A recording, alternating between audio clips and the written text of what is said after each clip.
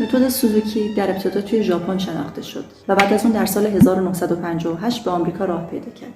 زمانی که کنجی موچیزوکی وارد آمریکا شد تا در کنسرواتوار اوبرلین درس بخونه، همراه خودش ویدئویی از اجرای همزمان 750 هنرجویی رو آورد که به صورت همزمان آثاری از باخ و ویوالدی رو اجرا می‌کردند.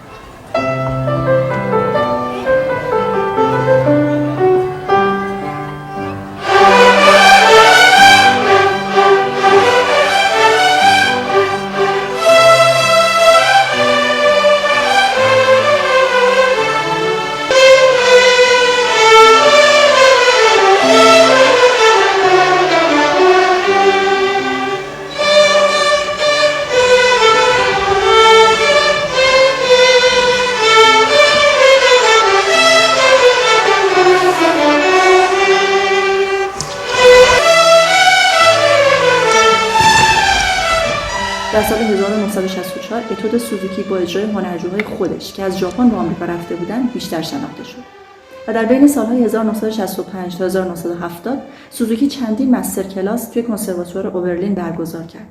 بعد از اون متد سوزوکی به کشورهای اروپایی هم راه پیدا کرد. همکنون 5 انجمن بین‌المللی سوزوکی که به نام The Association of Suzuki Talent Education شناخته میشن در استرالیا، آمریکا و اروپا که شامل اروپا، آفریقا و خاورمیانه است، آسیا و ژاپن مشغول به کار هستند و متدهای سوزوکی توی 38 کشور دنیا در حال ارائه هستند. معلمین پروسه یادگیری هر تکنیک رو از روی رپرتوار ثابت برای هر سازی فرا میگیرن، به این صورت که هر قطعه 1 یا 2 تا هدف رو در یادگیری یک تکنیک دنبال میکنه. بعضی از این تکنیک‌ها مثل تکنیک‌های مربوط به آرشه یا تغییر پوزیشن توی کلاس‌های انفرادی آموزش داده میشن. در نهایت معلمین نظرات و یادگیری‌های خودشون رو توی سمینارهای آموزش مربی، ورکشاپ‌ها، کنفرانس‌ها و آموزش‌های تابستانه به اشتراک میذارن. در این شیوه در حالی که هر کدوم از معلمین در مورد شیوه کار خودش صحبت میکنه و یادگیری‌هاش رو در اختیار دیگران قرار میده، همه سعی میکنن به فلسفه کار سوزوکی وفادار بمونن. چطور متد سوزوکی با بقیه متدها متفاوت میشه؟ معلمین سوزوکی اعتقاد دارن که توانایی موسیقایی میتونه در هر کودکی رشد کنه و چیزی به اسم استعداد ذاتی وجود نداره. کودکان از سنین خیلی پایین، مثلا 3 سالگی، موسیقی رو شروع میکنن. والدین نقش خیلی فعالی در این پروسه دارن. کودکان پیش از اینکه زبان موسیقی رو یاد بگیرن، با ساز خودشون ارتباط میگیرن. تکنیک‌ها توسط قطعات یا آهنگ‌های کوتاه آموزش داده میشن، به جای اتودهای خشک و سخت. قطعات توسط یادآوری‌های متوالی که بهشون میگن ریویو پیسز بهبود پیدا میکنن. کودکان مکرراً اجراهای انفرادی و گروهی دارن. And while you are playing it, just shrink down, down, down like this.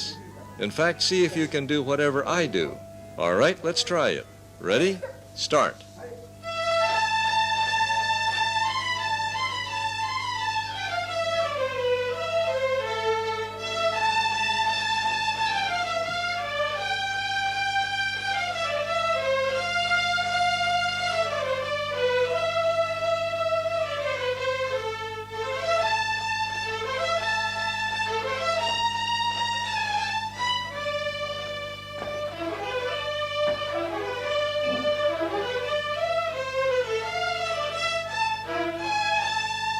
You did that quite well. It's a good feeling, isn't it, to be able to play anything as you've done just now. همونطور که گفتیم متد سوزوکی در نیمه قرن 20 توجه آمریکایی‌ها رو به خودش جلب می‌کنه و به شکل گسترده‌ای وارد آمریکا میشه. اما بین سالهای 1960 تا 1980 مقاله‌های بسیار زیادی درباره تأثیر فرهنگ ژاپنی در پشت متد سوزوکی نوشته میشه. انگار معلمین و نوازنده‌های آمریکایی به تفاوت زیاد این 2 تا فرهنگ پی برده بودند. اینکه کودکان ژاپنی خیلی مطیع‌تر و فرمانبردارتر از کودکان آمریکایی بودند. مادران ژاپنی خیلی بیشتر خودشون و زمانشون رو وقف یادگیری کودکانشون می‌کردن، در حالی که مادرهای آمریکایی خیلی درگیر شغل و حرفه خودشون بودند. و در کل تعامل بین کودک، معلم و والدین در فرهنگ ژاپنی کاملا با فرهنگ آمریکایی متفاوت بود. البته نظر دیگه‌ای هم در این بین وجود داشت و اون هم این بود که در فرهنگ ژاپنی هر دستورالعملی که سوزوکی میداد مو به مو اجرا میشد.